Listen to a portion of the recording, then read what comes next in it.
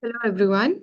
Good afternoon, respected dignitaries and honorable chief guest and esteemed speakers, and also distinguished delegates and dear participants joining us from across the globe. Ladies and gentlemen, it gives me an immense pleasure to welcome you all to day 3 of the 21 Days International Winter School Training Program. As we move ahead in this promising new year, we are truly grateful for your enthusiastic participation and continued engagement, which has already made the first 2 days of this program a great success. The completion of day 2 marked another important milestone in our academic journey, filled with insightful decisions and meaningful interactions and valuable learning experiences. As we step into day 3, we do so with a renewed energy, deeper curiosity, and a stronger commitment to learning, collaboration, and excellence. The beginning of a new year symbolizes fresh perspectives, renewed purposes, and strengthening resolve. May this journey ahead continue to inspire innovation, foster global collaborations, and contribute meaningfully to your academic and professional growth. Let us move forward together with optimism and cooperation and a shared vision for advancing agriculture science and sustainability. What a remarkable way to begin this academic year with learning, innovation, and global engagement in agriculture. We are delighted to you have your continued presence as we process and progress further in this enriching 21 days. And on behalf of Just Agriculture and the ISASTR Society and our esteemed collaborations, it is my great pleasure to once again extend a warm and heartfelt welcome to all of you to the 21 Days International Winter School Training Program on the theme Revolutionizing Agri System through AI, Digital Tools, and Green Technologies. This International Winter School is a unique academic initiative that brings together eminent scientists, academicians, researchers, industry professionals, and policymakers from across the world on a common platform. In today's rapidly evolving agricultural landscape, the integration of artificial intelligence, digital innovation, and sustainable green technology is no longer optional. It is essential for ensuring food security, climate resilience, environmental sustainability, and farmer prosperity. Ladies and gentlemen, as we are commenced day 3, we look forward to another insightful, interactive, and knowledgeable rich session filled with through provoking lectures and engaging discussions. Over this, now before we proceed further, let us once again acknowledge and express our sincere gratitude to our esteemed collaborating institutes VNMKV Parbani, UAS Raichur, Lovell University Canada, ICR and BPGR New Delhi, whose valuable support and collaboration has made this international academic possible. With this, let us move forward and begin day 3 with enthusiasm and dedication as we continue our shared journey towards building a sustainable, inclusive, and resilient agriculture future. Now, it's a great pleasure, ladies and gentlemen. It is now my proud privilege to introduce our distinguished guest for day 3 of this 21-day International Winter School Training Program. It is my great pleasure to warmly welcome Dr. Syed Ismail, Director SIFA, to this distinguished platform. Dr. Syed Ismail is a respected leader with rich experience in the field of agriculture and allied sciences, and his contribution toward fostering innovation, capacity building, and sustainable agriculture development are truly commendable. We are honored to have Dr. Syed Ismail with us today, and we look forward to his valuable presence and insights during the program. Please join me in extending a warm welcome to Dr. Syed Ismail. We welcome you, sir. Thank you.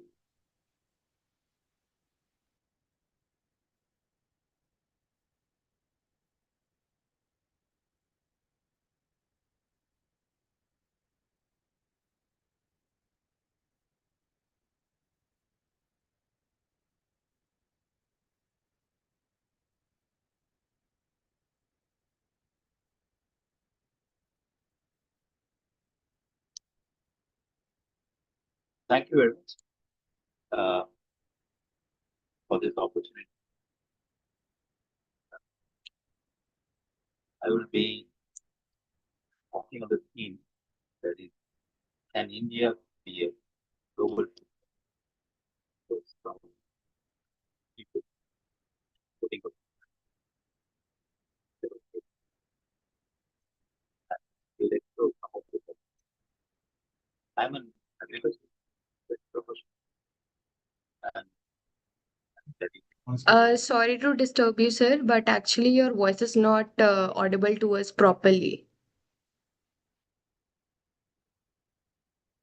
Did audible now? Yes, sir, it is audible, but it is breaking. Like,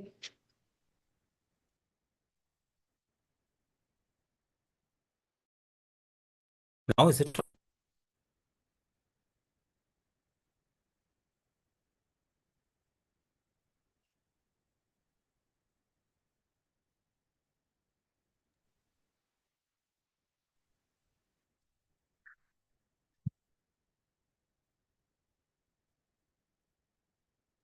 Now is it audible?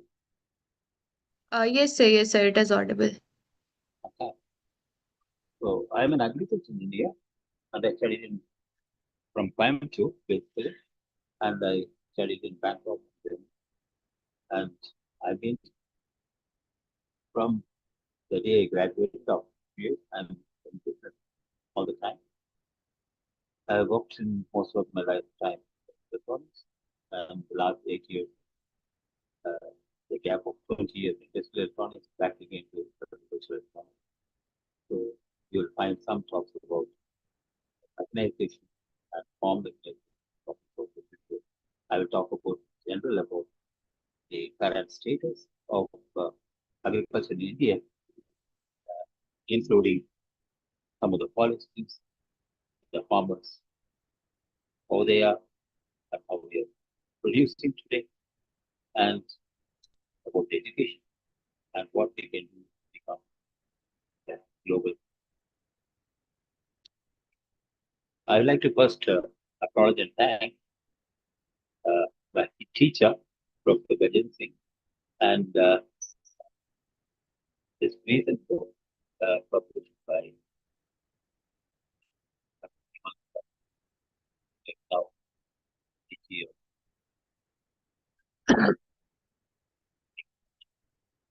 Earlier book,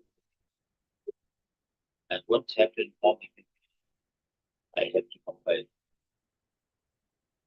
the inputs of almost 15 experts. Now let's see the strengths.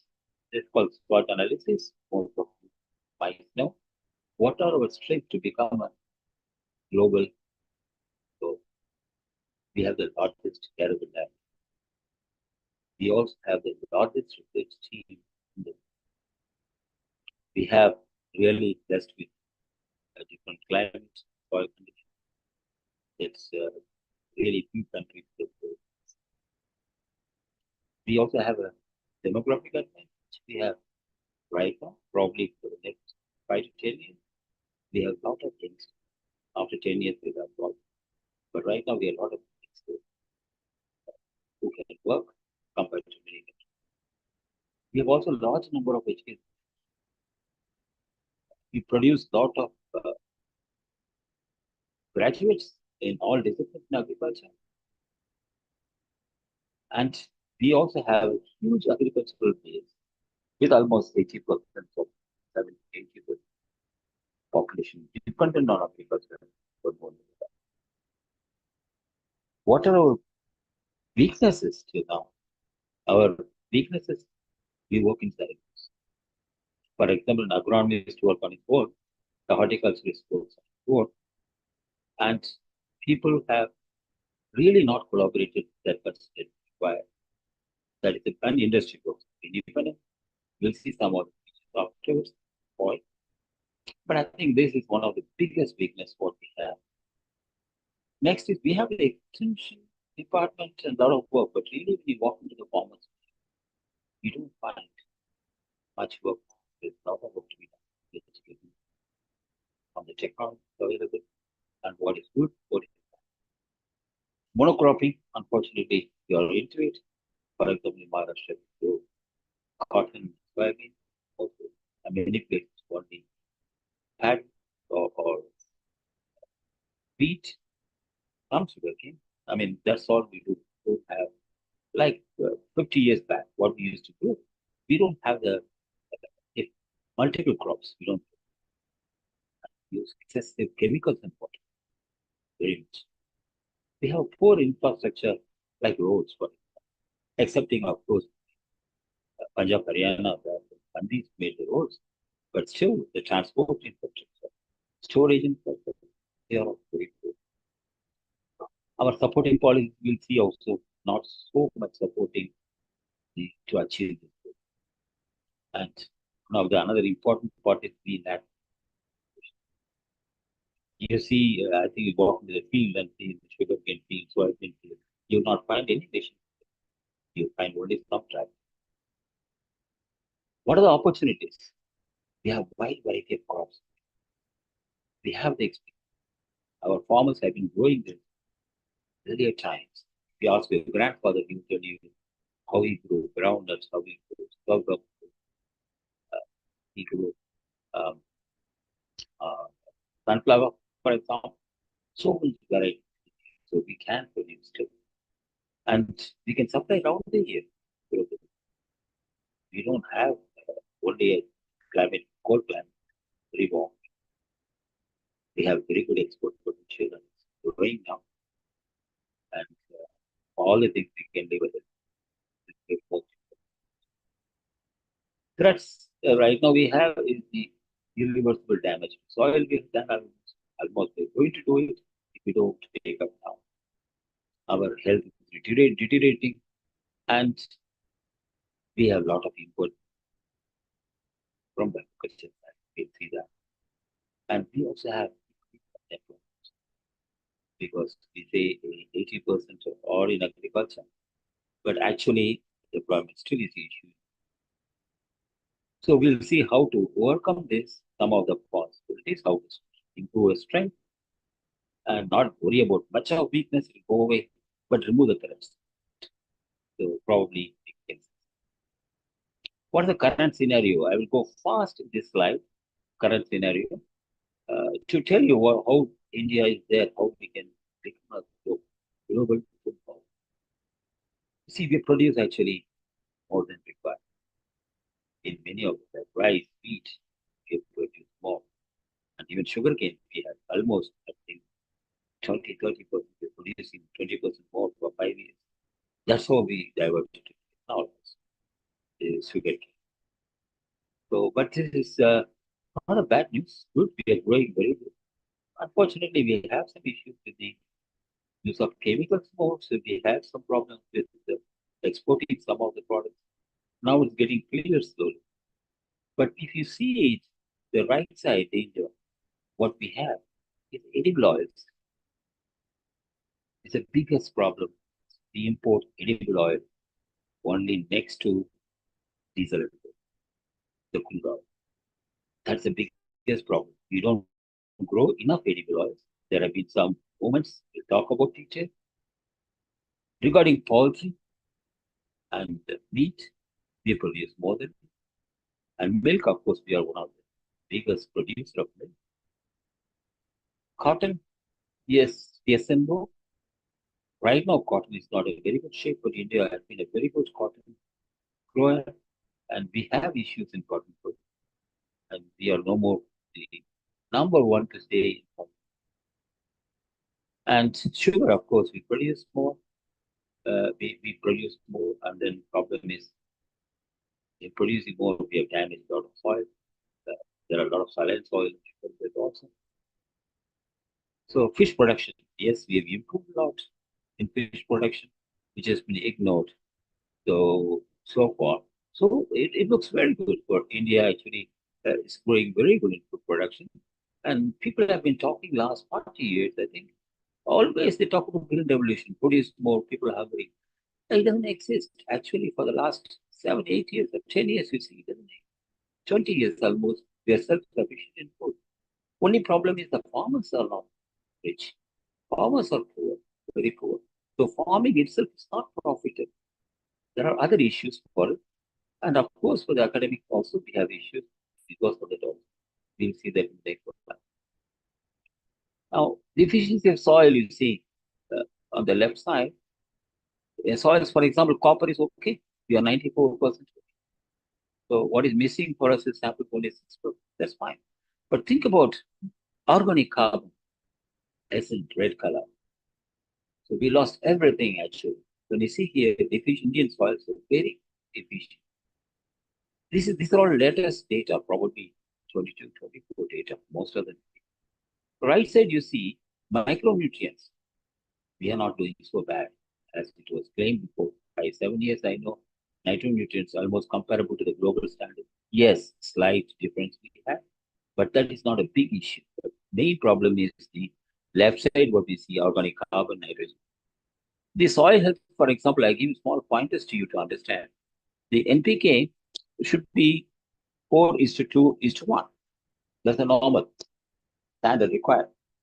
We have in 2024, this is in 2023 was much higher. 2022, like it reduced 9.8 to 3.7. It's too high. The problem with the nitrogen, if it is somewhere else, it becomes useless. And how do we apply it? We go to the fielders. I remember asking a banana farmer how like, what that's what's in how we get it. So we have to do something. Then degradation, biggest problem. The right side of the bottom slide, the pie chart, you see why can degradation happen. Soil erosion, water erosion. The problem is soil erosion in water. Because we don't have any more forests. Inside them, we used to have farms, forests, trees. That don't trees, we don't have. This is the issue, which is 30%. Imagine how it would be the next year for the fertilizers, chemicals,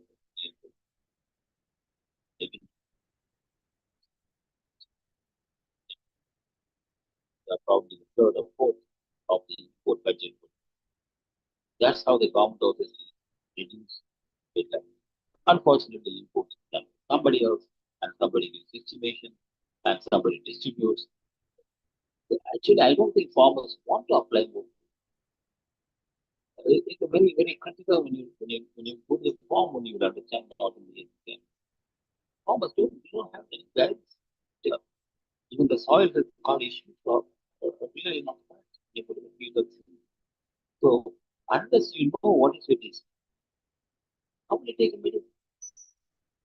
If you look at that Indian health, we had a life expectancy of somewhere about 55, about 40 years now.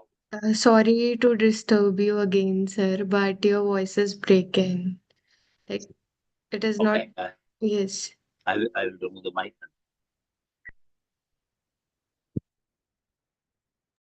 Now you can hear me? Yes, sir. Yes, sir. Okay, fine. So how India achieved this medical health issue, how we solved it. People have 70 years longevity now by having a lot of blood tests, blood labs. You can have testing your blood, your body. So many in India, in almost every town has, but we don't have soil testing facility. So this is one of the main issues we have to see.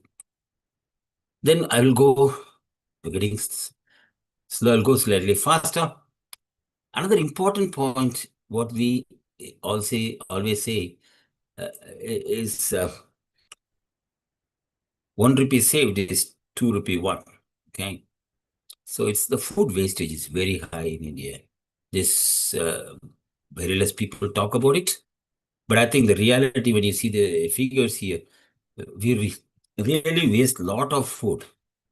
And especially, I'll come back to show you in the next slide also.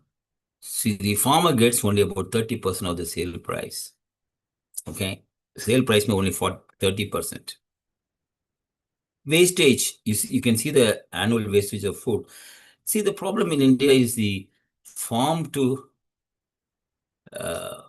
table is the highest wastage, whereas in developed countries, it is from the table to fork, to the mouth. They trash a lot of food. But here we don't trash, but wastage is very high. But whenever you talk in any forum of wastage, people say, no, everybody in India consumes. These people don't walk out and see in the field. Of course, a farmer doesn't waste. It's a storage places. It gets wasted. Before it reaches the last mile, it gets wasted. There were some projects taken by people how the final your street wala bhaiya who sells you the vegetables, how we can store the vegetables properly. And these vegetable losses also we have to, the food loss, we have to think about it. And one solution is community storage. Processing must be local. You grow the food what is required locally first. Okay, you cannot import everywhere from one state to another the food, even the regularly what use vegetables, which you can grow easily locally. So this is the biggest problem we face again in India, where you can grow almost most of the crops in most of the places. Still, we transport a lot of food within the country. Now, this again, one thing I would say is the burning issues of grain drain. What you say, the loss, and here always we argue, fight the people. How much is the real FCI godowns? What are the losses? There are no proper figures. Really speaking, no proper figures. They are all significantly higher than what is reported. That much that I want to say. That is a waste. We can stop it. India doesn't have an automated storage silos.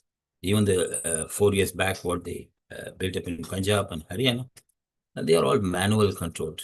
They are from, I think, Canadian company or something came and installed, but minimum cost they were taken. So we are not grown much into grain storage or any of the food storage in India.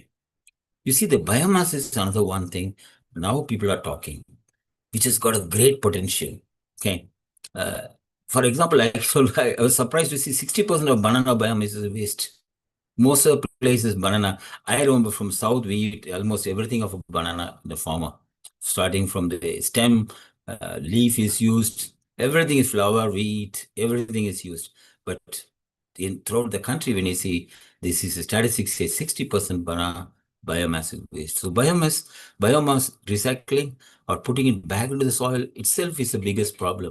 This becomes an environmental hazard now, the biomass. So this we have to improve. I'm coming with the lighter points only beginning before we go to the start. Now, the question of what is required to change is what is the modern agricultural discipline? What do you mean by modern discipline? Right now, we know about agriculture is agronomy, soil science, entomology. If I ask you, for example, how many of you, I don't know, remember still what you call rice, a botanical name? I remember still what I studied as what is a sativa. And I can ask you a lot of questions about uh, people don't remember. People don't study nowadays. Even though I'm an agriculture engineer, still I went through all agronomy, all the stuff. And that helps a lot to understand real problem. Today, this is from China and Western countries, how they changed. What it shows now. This is from China Agriculture University, for example. There is no more division like agronomy, soil science, entomology, plant pathology, engineering. No, it's not like that. It's divided. The people, for example, when you go any project, there'll be mixed people. I myself had it in both in Bangkok as well as in Germany when I worked. And I know I had always people together from different departments working together. There is no division that this project must, for example, today we talk about any of the conservation agriculture. We'll see what is it afterwards. That's done by only soil scientists. There are seldom you find one or two engineers. And if you go to polyhouses, greenhouses, you don't find engineers. You find only horticulturists sitting there. So I don't say they cannot do it, But I think you have to involve people, because then only you can make something together. Alone you cannot work. And that's how this modern agriculture discipline is evolved by experience. People see, for example, how many people really bother about crop and animal production in India? Whenever you talk about it, people say it's all, we have a small farms, so small farmers, so we can't do it. When you talk about mechanization, they say small farms, you can't do it. This is not true. It is not true. We have to change our mindset and think about it. Why not small farms can do? What is it? What is the problem of it? So, for example, animal production, I remember 3-4 years back, they told a cow who are having 6 cows or something, if the person comes to know the cow is on heat earlier, he saves 1 month of milk, period. Okay, that means when the cow, when it's in the heat, it will restless, it'll move its leg and whatever it is to identify it. And they did it finally. So this type of things, see, it's about 1 month of milk is almost 8% for the farmer. So small interventions are required. We have to think about total agriculture as together, not individually. Not thinking that I have best variety and do it. We have how many thousands of patents? How many thousands of research publications? How much we claim? But really in the field, when you go, what do you see it? This is where the problem, because they are not together. For example, we make polyhouses. I remember the person who was in charge, he's no more now. He used to tell me that what they made in Uttarakhand, the same they try to adopt in Kerala and Hyderabad. In Hyderabad, you find 500 polyhouses unused. It's about 2-3 years back scenario, because it's too hot. It doesn't work. Climate doesn't work the same climate in Uttarakhand and here. So this is a problem of not discussing together. So I would suggest all of you think for a while. It doesn't make a great an agronomist is something, he's more knowledgeable than a genetics guy. No, it is not true. It's working together only will make for us to achieve as a real global food bowl. This is exactly what I told here, what I'm telling. We work today in silos, which we should try to stop. Okay? We should try to stop. Think about yourself. Don't say it's not my domain. I know some of the people who are the soil conservation guys. They say, I'm an engineer, but I'm not working in machinery. I ask them question, what about a pump? Do you know Indian pumps have only efficiency of 20 to 25, 30% maximum efficiency, whereas they can do 70 to 80% efficiency, which means ultimately around 25% of the electricity used for agriculture can be saved. Think about the figures. I mean, I present in many places. The details I'll share with you, those who want. But it's really astonishing how ignorant we are not to follow when we know things we have in hand, because we don't work together. We want to compete, and we want to prove that I am better than somebody else. And this is the basic problem in Indian agriculture blocking it. You see, for example, here we see the world realized tillage has no real benefit. Tillage means you plow the soil. Okay, every crop you plow the soil. It makes no sense. It's really not doing anything. Actually, it damages the soil. Still, you'll find all of the plowing people. Soil compaction, hard pan, everything we have to do that. Now, for example, here, right side, you see, we are not working about productivity and efficiency. We are not comparing it. We say farmers, you have to produce more because we'll be in hunger.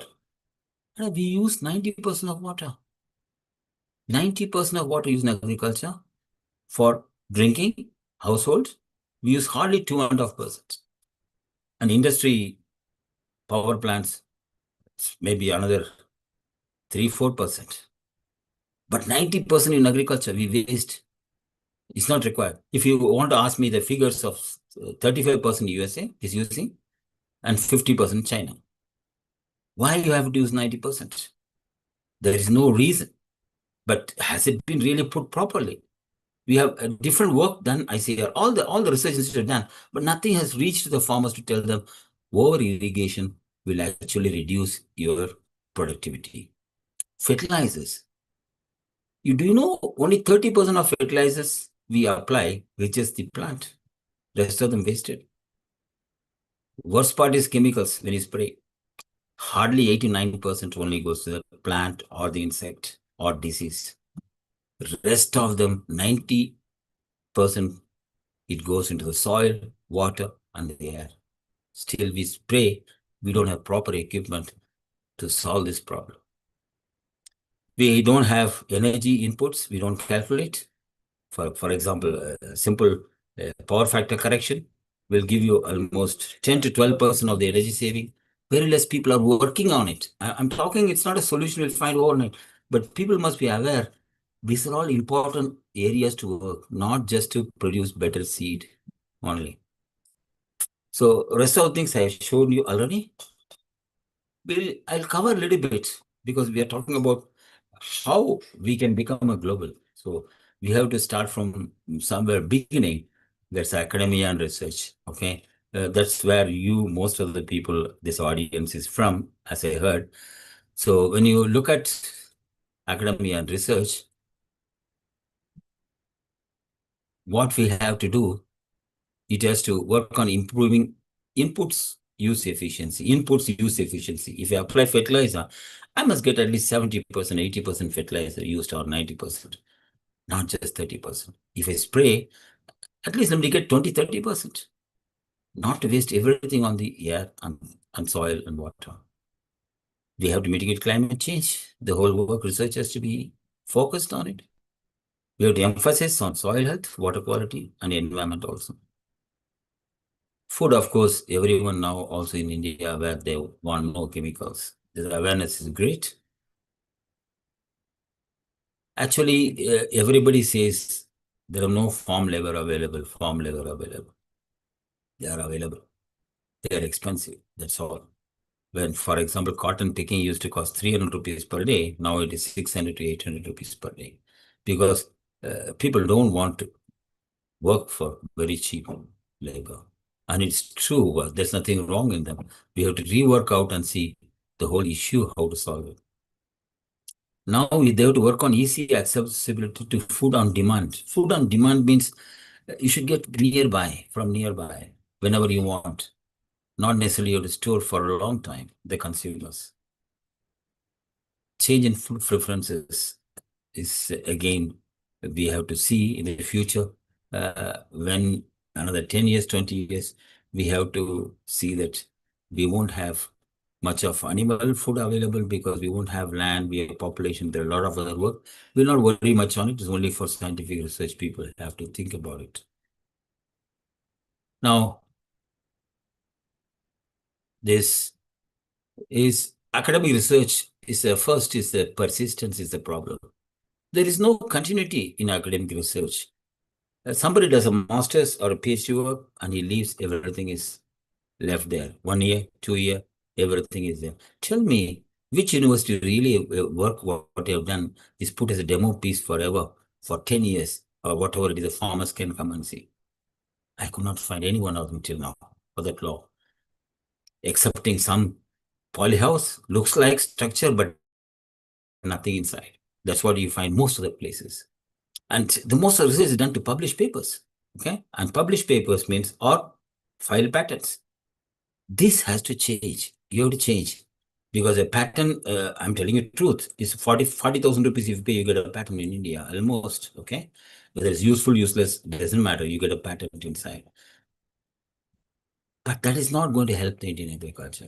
And as a professional, you should be ashamed that you're not contributing to your profession really. And that is what will change. If you change, you will change the country. If you want to go with a mass flow, no, I just want to publish papers and get thousands of publications, then I get promotions. That has to change. Left side, you see, we don't have teachers. They educate there, they graduate there, then they teach there, same institution. There is really a lot of problems for sabbatical is not there. And in West countries, you will find professors go to industry on deputation and work in industry, and industry people come there.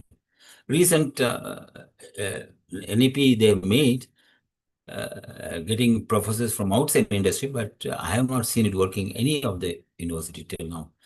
I visited maybe a dozen of them. but none of them is working really, the concept, because the people who are there, they don't want outsiders to come inside. This has to change. Now, student internship is one of the things. You're all students. See, you have most of the places you have, like engineering colleges, everything, they have 6 months internship. Students are one of the best utility for the academia to use. They can be used for surveys.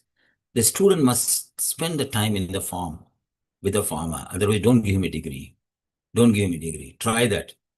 I remember we all grow 10 cents of dryland crops and 10 cents of wetland crop, individual student, when I have studied my BE in agriculture engineering. And this is a must for us.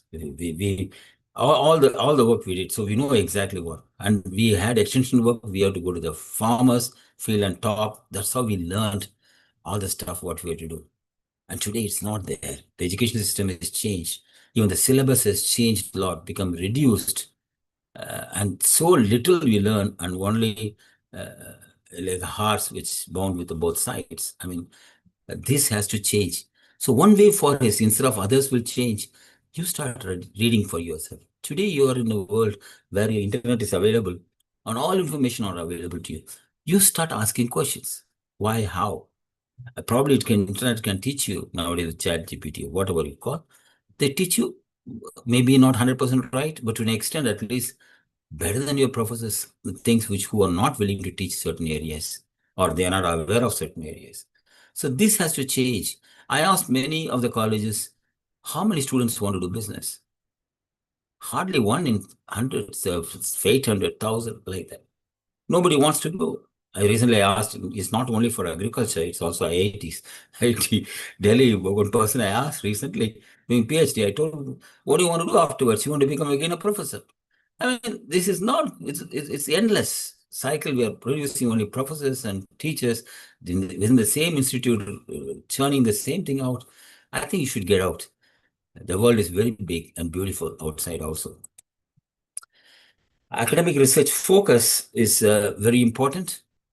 This is the impact on mechanisms. For example, there is an example, for example, given for Maharashtra. I'm telling you, focus on the crops grown in Maharashtra while address mechanization. For example, here, you would look at sugarcane, cotton, sorghum, soybean, flowers, grapes, onions, and mangoes. These are the major crops. Where it is then mechanization? None of them. None of them is done mechanization. Sugarcane, little bit now, we will see it. Then we also have other problems. Agroforestry is very much lacking in India. Agroforestry is money for farmers. So we have to really work hard on agroforestry. Without forests, without trees, you cannot survive. And they can be very good for a farmer to bring inputs. As a student, a researcher, you must look at agroforestry, starting from bamboo. I think unless you read and study and visit the places, you will not know. You just think only producing rice or wheat will solve the problem. That is a problem. We have to change. And equipment tools, nothing is there for animal, fish, poultry. Poultry is still imported, some of the equipments. I see the poultry. Horticulture crops, where it is harvesting. Nothing, we don't have much. But you see horticulture crops harvested in Europe and Australia. The moment we talk about it, immediately people start saying it's a small farmers cannot afford. We'll see that point also how we can do. You see, you cannot do mechanization unless the crops are grown for that particular mechanization requirement. For example, when you go for cotton harvesting, we have multiple picking. There are many reasons. We will not come back to all the details today. We cannot do it. Cotton picking is around 30% of the cost of cotton growing. Sugarcane, you have to have plant spacing properly, otherwise you can't use the harvesters or any of the equipments. We are not willing to do that. Soybean, again, low ground clearance. Right now, they solved, I think Parbani only produced variety 3 years back, I think. So they solved that problem. So soybean can be harvested, but still the harvesting is not so popular. I'm not talking about 1 or 2 places you will show it's working, and other farmers are not willing to adopt. That is wrong. Which farmer will not adopt if he wants to get money out of it? Tell me one farmer who doesn't want to do it if he gains out of that. If he doesn't gain anything, we give suggestions, we are wrong. Tell me how many people are working in IPM, integrated pest management, instead of spraying. Just today, somebody sent me, for example, porcupine. In Tamil Nadu, a guy is using vetiver. Okay, so porcupine smells and goes away down in the beginning of his field. The wild pigs also they can use. That's a real IPM. This today only more somebody sent me the message of it. It's really surprising how farmers know that, and we force them to go and do spraying. So a lot of matter is there. I given the link. You can see that afterwards. Doubt is there. You can contact me directly also. I given the scan. I'll give you again. Lastly, I'll show. You can scan that. You can see the view the whole presentation as well as you can download also. So research, I given collaborative research, farmers' pull needs. We have to see how to do it similar one what I'm giving you. So I will not go through. Those who are interested to get through. One example I give you for chemical application, which I told you 8 to 9% chemicals we apply only or are effective. Rest of them wasted. Okay. Now, for example, this was given to one of the places how to do. What are the environmental effects, fixation level on soils for the different type of spraying? What are the data sets available? Dynamic spray pattern analysis is done by only 1 or 2 manufacturers. And for example, you have to look at very affordable variable rate spraying, okay?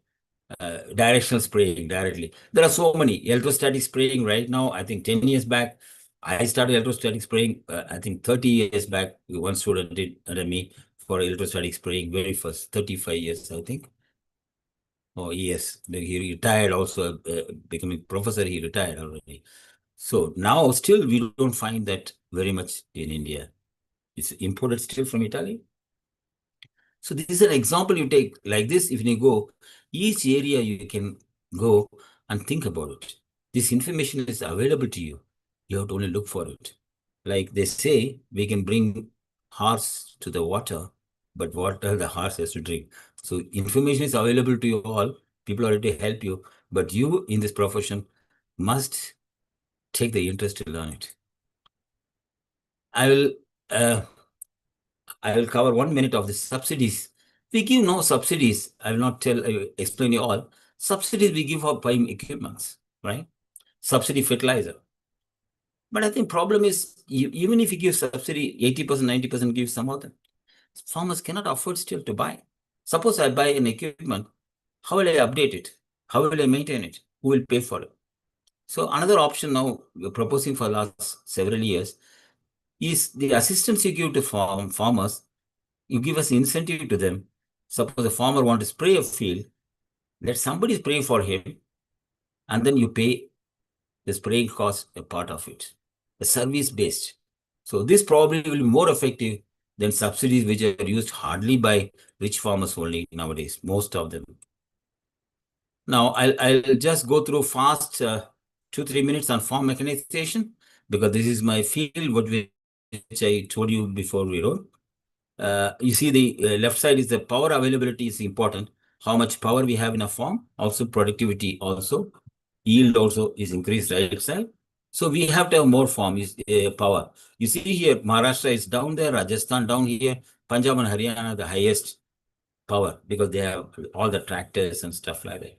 But the tractors are really useful or not, different question. And also irrigation pumps, everything. This power is not only electrical and diesel. This includes also mechanical and animal, but nowadays is reduced. Animal is very much reduced. I am not showing all. Now, you see the right side, left side, see one thing important down. Automation in agriculture, whatever you do, mechanization, only rice and wheat and maize. Nothing else is there. Nothing else is there. You go to any other farm, you will not find anybody doing it. And pending animal and poultry, you don't find. Milk production, you don't find machinery. Vegetable, fruits, fish, storage, you don't have. And you see, even the mechanization what we have, left side you see, no-till farming. Tillage not required, we know it, but 70% of the farms we are using for tillage only. So we are not really concentrating exactly what is required. To enhance the profitability, dignity, and sustainability of farming is what required farm mechanization. It has to attract youth, and it has to stop all the wastage what we are doing. Now, but this I'll pass for a while. Now we have so many things in the mechanization we require to work on. These are all in the book also, and so many things we can work on which are not available today. And sugarcane, cotton, so hardly we have sugarcane. A little bit now here, harvesting equipment, for example, that only some parts in Maharashtra, one or two, but I think UP fully is again manual cutting. A purchase system है UP में. So if you see most of the places, it's all still only human labor is used, most of the things. Cotton also only heavily with, there are reasons people claim, but still nobody works on cotton, first of all. This is one more issue. Then soybean, pulses, millets, they are all the same problem. Livestock, of course, nobody really has worked on it, including the institutes what we have. They don't work because they have very less engineers who can do on mechanization. You require engineers to do some part of mechanization, whichever engineers. They can't do otherwise. It's not easy for others to do. Same way, an agronomist job, an engineer cannot do easily. A soil scientist job, yes, he can learn. If he learns everything, he can do it. But engineering is full mathematics and stuff like that. So a bit difficult actually. Now, irrigation fertigation, this I will take 2 minutes to show you what's irrigation fertigation. So irrigation fertigation is, like I told you, is biggest problem is 80-90% water is used. Automated